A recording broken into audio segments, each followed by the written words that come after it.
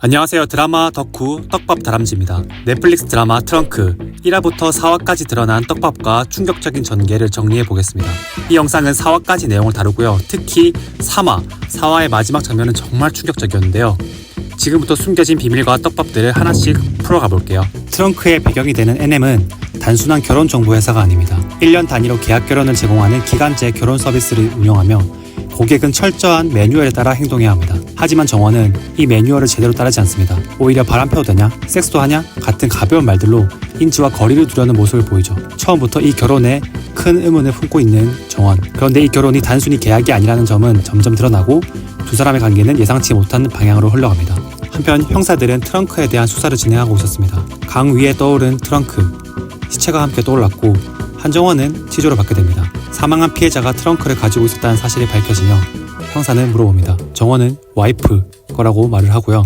형사는 어느 와이프요? 라고 묻습니다. 인지는 과거 결혼식을 단 3일 앞두고 파혼했습니다. 그녀의 약혼자는 양성애자라는 사실을 숨기고 있었고 인지는 이를 알고 있었지만 받아들이려고 했습니다. 하지만 문제는 인지의 어머니가 결혼식 3일 전에 약혼자의 동성관계를 담은 영상을 퍼뜨린 사건입니다. 이로 인해 결혼은 취소되었고 인지는 어머니를 증오하게 됩니다. 인지는 파혼 직후 NM 부대표의 스카우트 제안을 받고 기간제 결혼 서비스에 참여하게 됩니다. NM의 회원들은 대부분 막대한 돈을 내고 1년 기간제 배우자를 고용하는데요. 인지는 시한부 그리고 동성애자 남편들과의 결혼을 마치고 5번째 한정원의 집으로 향하게 됩니다. 이혼한 부부인 정원과 서연은 유치원 때부터 알고 지낸 사이입니다. 정원은 서연에게 심각한 분리불안을 느끼고 있으며 그녀에게 지나치게 집착하는 모습을 보입니다. 더욱 놀라운 점은 정원과 서연 모두 각각의 기간제 배우자와 결혼 계약을 맺고 있다는 사실입니다. 특히 4화에서 정원의 기간제 배우자인 윤지호 대리의 정체가 드러납니다. 윤지호는 서연과 계속 함께하고 싶어하며 단순한 계약 이상의 관계를 원하고 있습니다. 여기서 더 놀라운 점은 서연이 직접 노인지를 결혼 상대자로 선택했다는 점입니다. 건축과 4학년이라는 멘트를 통해 그들은 이미 알고 있던 사이라는 게 밝혀집니다. 한정원의 트라우마 그리고 불면증.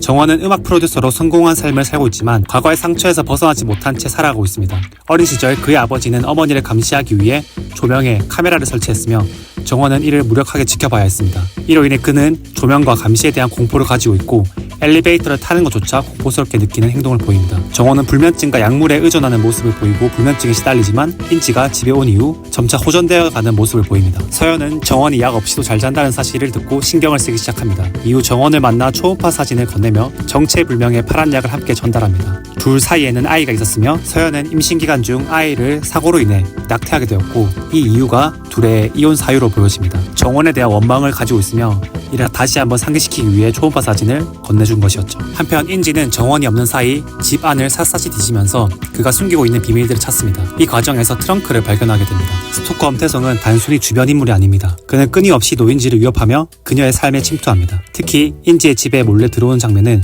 긴장감을 극대화시키며 그의 정체와 의도가 더욱 궁금해지게 만듭니다. 3화에서 벌어진 부부 동반 식사는 기묘하고 긴장감이 넘치는 순간의 연속입니다. 정원과 인지, 서연과 윤지호 이 4명이 한자리에 모이는데요. 여기서 서연은 은유적으로 정원을 도발합니다. 아니, 인지를 도발합니다. 예전 조명이 낫지 않아? 즉, 과거의 자신이 더 낫지 않냐? 라는 말을 은유적으로 말을 합니다. 윤지호는 계속해서 정원을 도발합니다. 우린 와인 3잔 먹고 한다 라고 말하면서 둘은 뭘 먹고 하나요? 같은 대사를 던지며 불편한 긴장감을 조성합니다. 여기서 인지는 서연에게 역시 고철로 팔아버려 됐어요. 뭐 같은 건 이러한 대사로 분위기를 반전시킵니다.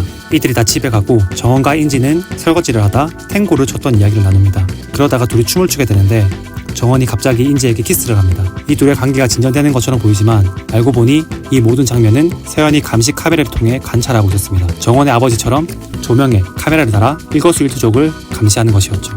또한 서연은 마음제에서 인지에게 그녀가 정원과 인지 그 둘의 일상을 세세히 알고 있다는 사실을 은연중에 드러냅니다. 예를 들어 인지가 매일 비트를 먹는 습관을 알고 이를 언급하는 장면으로 인지에게 말을 하죠. 트렁크는 단순한 멜로가 아닙니다. 각 인물의 비밀과 상처 그리고 사건들이 얽히며 한순간도 긴장을 놓칠 수 없게 만듭니다. 특히 전 아내인 서연의 감시와 집착이 모든 사건의 시작이 되고 있습니다. 여러분은 이 드라마들의 떡밥 어떻게 생각하시나요? 저는 이만 5화를 보러 가야겠습니다. 이상 떡밥 다람쥐였습니다. 구독과 좋아요, 알림 설정 잊지 마세요.